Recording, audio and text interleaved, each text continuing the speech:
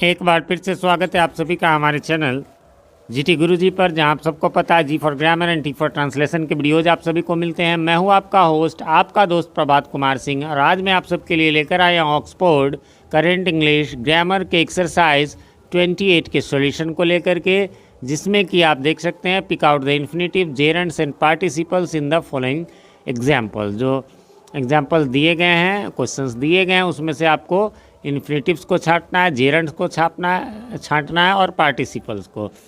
ये एक्सरसाइज चूँकि 28 है, इसलिए इससे पहले के 1 से लेकर 27 तक के वीडियोस मैंने अपलोड कर दिए। उनका प्लेलिस्ट बना हुआ, जिसका लिंक आपको ऊपर आई बटन में भी और नीचे डिस्क्रिप्शन में भी मिल जाएगा। एक बहुत ज़रूरी बात, यदि आप हमारे रेगुलर व्यूअर हैं और तो मैं आपको एक चीज़, मैं कई वीडियोस में बोला हूँ लेकिन बीच में बोलता हूँ, शायद आप नहीं ध्यान देते हैं। मैं अभी आपको बताना चाहता हूँ कि आप में से बहुत सारे लोग हमसे क्वेश्चन करते हैं कि सर एक्सरसाइज इतना का क्वेश्चन ये गलत है या सही है, या ये क्या है, ये नहीं समझ में आया। तो एक बात मैं बता दूं, मैं कई सारे बुक्स के सॉल्यूशन बना रहा हूं और आगे भी बनाऊंगा, तो ये मुझे ध्यान में नहीं रहेगा कि कौन से बुक में कौन एक्सरसाइज में क्या है, और अपनी वीडियो को दोबारा देखा नहीं जाता है, वो अच्छा नहीं माना जाता यूट्यूब में। इसलिए बेटर होगा आप कुछ मत करो, आप उस क्वेश्चन को कमेंट में लिख दो कि सर ये जो है ये समझ में नहीं आया, इसमें या इसमें ये क्यों हुआ। मैं उसका रिप्लाई दे दूंगा। रिप्लाई मैं ज़रूर देता हूँ, थोड़ा देर या सवेर, लेकिन मैं रिप्लाई ज़रूर देता हूँ। तो आप ऐसे किया करें प्लीज़, ये मेरा रिक्वेस्ट है आप सबसे। चलिए तो शुरू करते हैं। तो I am tired of playing, इसमें जो है वो आपको प्लेइंग होगा। एक ज़रूरी बात, कैसे पहचानेंगे ट्रिक, वैसे तो मैं पहले भी बता चुका हूँ, एक बार इस वीडियो में भी रिपीट कर देता हूँ। ये जो किसी प्रीपोजिशन का के ऑब्जेक्ट के रूप में यदि आईएनजी वाला आए तो वो समझ लीजिए कि जेरंड है, क्योंकि आप सबको पता है आईएनजी वाला दो चीज़ होता है, एक तो जेरंड होता है ना, और एक पार्टिसिपल में भी होता है। ठीक है, तो इसलिए कंफ्यूज नहीं होना है। यहाँ ऑफ के ये ऑब्जेक्ट के रूप में आया, इसलिए ये प्लेइंग जेरंड है। Second he is a man to be admired, कोई इसमें कन्फ्यूज़न नहीं है। एडमायर्ड यानी वर्ब का तीसरा रूप जो होता है वो पास्ट पार्टिसिपल ही कहलाता है, वो हर हाल में पार्टिसिपल ही होगा, इसलिए एडमायर्ड जो है वो आपको पार्टिसिपल है। बढ़ेंगे आगे। क्वेश्चन नंबर 3 कहता है rolling stone gathers no moss, तो इसमें आपको रोलिंग हो जाएगा, और रोलिंग पार्टिसिपल है। क्यों हो जाएगा ये समझ लीजिए। ये आईएनजी वाला जो है ये किसी नाउन के पहले यदि आता है तो वो एडजेक्टिव का काम करता है, और जब वो एडजेक्टिव का काम करेगा तो वो पार्टिसिपल होगा। मैंने जो ऊपर बताया ऑब्जेक्ट के रूप में, तो ऑब्जेक्ट हमेशा नाउन या प्रोनाउन ही होता है। अगला हियरिंग द नॉइज़, ऐसा वाला तो अभी पिछले कई एक्सरसाइजेज में आपने खूब बनाया है, जूनियर ग्रामर में भी बनाया है कि ऐसा स्टार्टिंग में आईएनजी रहे और फिर दो सेंटेंस को जोड़ा जाए तो हर हाल में पार्टिसिपल होता है। फिर है walking in the morning is good for health, यहाँ पर वही है वॉकिंग इन द मॉर्निंग, पूरा का पूरा ये सब्जेक्ट है, वो सब्जेक्ट के रूप में या ऑब्जेक्ट के रूप में आता है, तो वो होता है हाँ ये कि है, भले ही पूरा है लेकिन है तो स्टार्टिंग में इसके, तो इसलिए है ना वॉकिंग जेरंड होगा। आप कहेंगे सर एक हो सकता है कन्फ्यूज़न आपको ऐसा आए कि ये 4 में भी तो हियरिंग था, इसमें ऐसा क्यों नहीं। देखिए हियरिंग द नॉइज़ ये एक सेंटेंस था, इसमें क्या ये सब्जेक्ट के रूप में है या ऑब्जेक्ट के रूप में। जेरंड जब भी आएगा सब्जेक्ट और ऑब्जेक्ट के रूप में, ऑब्जेक्ट के रूप में मैंने कहा नॉर्मल वर्ब के ऑब्जेक्ट के रूप में भी आ सकता है, या फिर जो है वो किसी प्रीपोजिशन के ऑब्जेक्ट के रूप में भी आ सकता है। अगला is fond of playing cricket, बस अभी मैंने आपको बताया था, इसमें थोड़ा सा आपको जो है कन्फ्यूज़न हो सकता है, लेकिन मैं आपके कन्फ्यूज़न के लिए दूर करता हूँ कि सर आपने तो अभी कहा कि वो उसके ऑब्जेक्ट के रूप में, बिल्कुल मैंने कहा, लेकिन वो केवल तब, ये ध्यान में रखना होगा कि केवल तब आईएनजी वाला, यहीं पर क्रिकेट को यदि हटा दिया जाए तो ये जो है प्लेइंग जो हो जाएगा वो जेरंड हो जाएगा। लेकिन चूंकि ये एडजेक्टिव का काम कर रहा है, क्रिकेट के पहले ये आ रहा है, इसलिए ये निश्चित रूप से आपको जो है वो पार्टिसिपल है। I saw him moving in the garden, moving यहाँ पर जो है सो जेरंड है। आई सॉ हिम क्या, तो मूविंग है ना, उसके बाद फिर वो दूसरे चीज़ है, उसके बाद कोई नाउन नहीं है, इसलिए एडजेक्टिव का काम नहीं करेगा। एडजेक्टिव की एक सिंपल सी परिभाषा है कि वो किसी न किसी नाउन के पहले ही आएगा। अकेला भी आ सकता है, केवल एडजेक्टिव ऑफ क्वालिटी आता है, बाकी जो उसके जितने काइंड्स है वो सब किसी न किसी नाउन के पहले आएगा। उन सब के वीडियोस में बनाऊंगा आपको, अभी तो मैंने नाउन के ही केवल बनाए हैं, और पार्ट्स ऑफ स्पीच के सबका प्रोनाउन वर्ब एडजेक्टिव क्या करूं, प्रॉब्लम है कन्फ्यूज़न। जो मैंने अभी आपको बताया कि कमेंट्स में मुझे रिप्लाई देने में भी दिक्कत होती है। एक्चुअली मैं गवर्नमेंट स्कूल में हूँ, हाई स्कूल में टीचर हूँ, इसके अलावा मेरा 2 जगह कोचिंग चलता है, हालांकि नेक्स्ट सेशन से मैं एक जगह की कोचिंग को बंद करूंगा, है ना, क्योंकि समय नहीं मिल पाता। और इसके अलावा 2 यूट्यूब चैनल है, आप सब जानते होंगे। ये तो एक जीटी गुरुजी, एक पीके मंत्रा इंग्लिश क्लासेस है, तो इसलिए टाइम थोड़ा कम मिलता है। बाकी जब यहाँ वाला बंद करूँगा तो ज़्यादा वीडियोज़ होंगे। फिर अगले 1-2 सालों में आप लोगों का प्यार बढ़ता रहा, हमारा परिवार यूट्यूब का बढ़ जाएगा, तो फिर हम सारे कोचिंग भी बंद कर देंगे, दोनों कोचिंग बंद कर देंगे। फिर पर डे हमारा वीडियो आएगा और फिर कोई दिक्कत ही नहीं रहेगी। चलिए अगला, I can not go on doing nothing. यहाँ पर डूइंग जो है वो आपको जेरंड के रूप में है। I can not go on, है ना, यहाँ गो ऑन के रूप में कहेंगे सर ये नथिंग नहीं, तो नथिंग चूँकि नाउन नहीं है इसलिए यहाँ पर ये जो है जेरंड है। स्टॉप प्लेइंग यहाँ तो केवल ऑब्जेक्ट के रूप में है ना। स्टॉप वाट, तो प्लेइंग, हाँ वर्ब का वीडियो मैंने बना दिया हुआ, उसमें ऑब्जेक्ट कैसे पहचानते हैं उसके बारे में पूरा डिटेल है। वर्ब के 4 वीडियोस जो है वो हमने बनाए हुए, हालांकि वो आपको पीके मंत्रा इंग्लिश क्लासेस पर मिलेगा, सॉल्यूशन वीडियो आपको जीटी गुरुजी पर मिल जाएगा।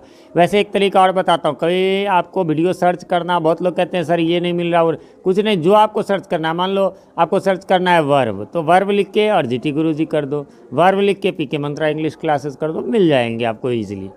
अगला है 10 नंबर, और 10 नंबर में कहता है I have an aversion to fishing. बस वही है, टू के ऑब्जेक्ट के रूप में आया इसलिए ये जेरंड है, fishing. The man seems worried, निश्चित रूप से जो है यहाँ पर वरीड ये तो भीतरी है, इसमें कोई कन्फ्यूज़न नहीं है, वरीड जो है वो पार्टिसिपल होगा। A burn child rest the fire, naturally है, बर्न का बर्न ये भीतरी है इसलिए पार्टिसिपल होगा। भीतरी वाले में तो कोई कन्फ्यूज़न ही नहीं है, जहाँ भी है वो थोड़ा ध्यान रखना हमें आईएनजी वाले में। इसके अलावा बढ़ जाइए आगे 13 नंबर, ये अब लास्ट में आया क्या, तो यहाँ पर सिंग जो होगा वो इन्फिनिटिव होगा। कौन सा इन्फिनिटिव, ये वेयर इन्फिनिटिव है, बिना टू वाला है। और वो कैसे पहचानेंगे, तो हर्ड ये सब जो रहता है, पिछले वीडियो में मैंने पूरा लिस्ट दे दिया हुआ है, तो हर्ड के बाद जो आएगा, मेड के बाद जो आएगा, वो सब जो है वेयर इन्फिनिटिव होता है।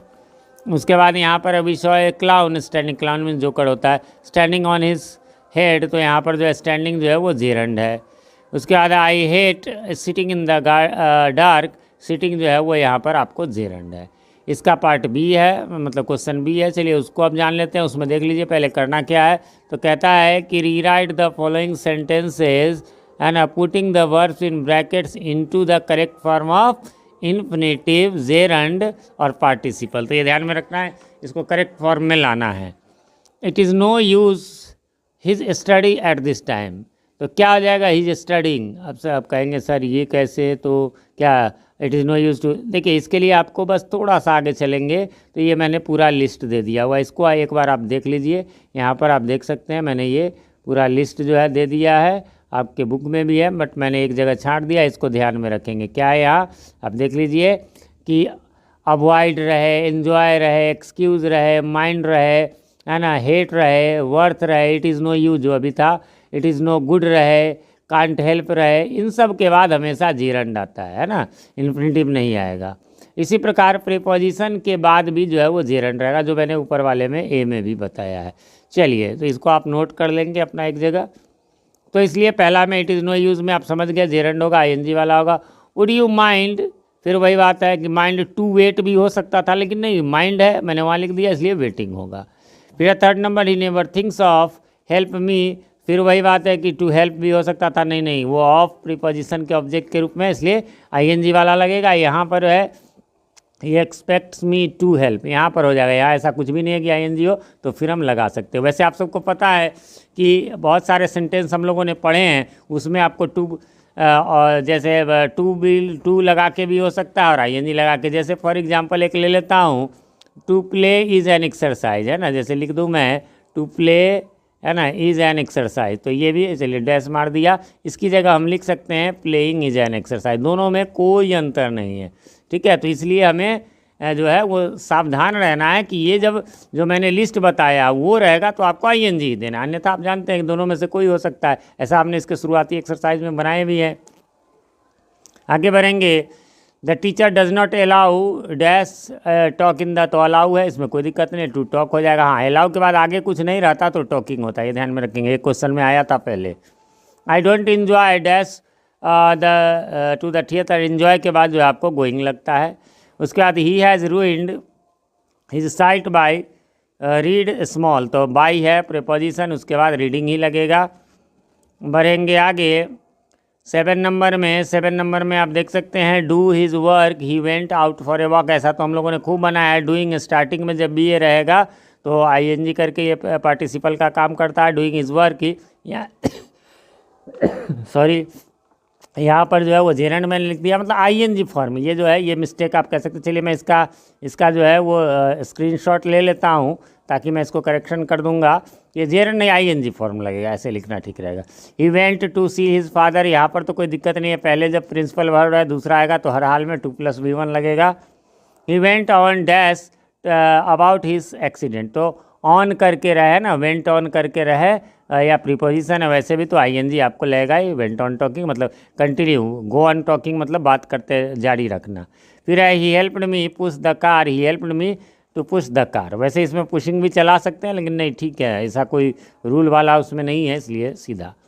उसके बाद वुड यू लाइक है ना, वुड यू लाइक, तो ये तो आप जनरल बोलते हैं would you like to have a cup of tea वगैरह वगैरह, इसलिए वुड यू लाइक, और तब जो है लाइक में कुछ यहाँ पर नहीं लगेगा, हाँ कम के पहले टू लगेगा। Would you like to come in my car.